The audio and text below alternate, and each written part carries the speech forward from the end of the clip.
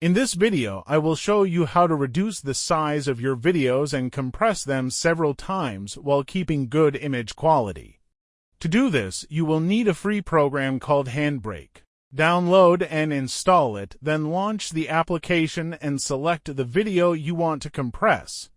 Once the file is loaded, look at the preset section and choose Production Max. This gives you access to settings that offer a good balance between quality and file size. For the format, it is usually best to keep MP4 because it works almost everywhere.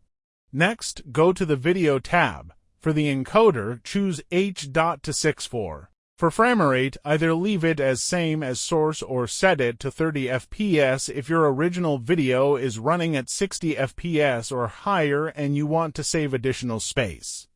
The most important setting is quality. Set the RF value to around 20. This is often a sweet spot where the video still looks very good while the file size becomes much smaller. Depending on the source file, the difference can be dramatic. If you plan to compress videos regularly, save these settings by clicking Add Preset in the Summary tab. This creates your own preset that will always appear at the top of the list, saving you time in the future. Before starting, choose where the compressed file should be saved or leave the default location.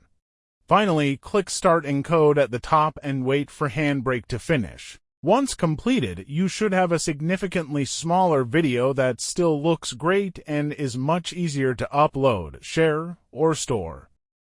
Thanks for watching. I would be very happy if you would become one of the subscribers of this channel. Check out the suggested videos and also leave a like under this video. See you soon.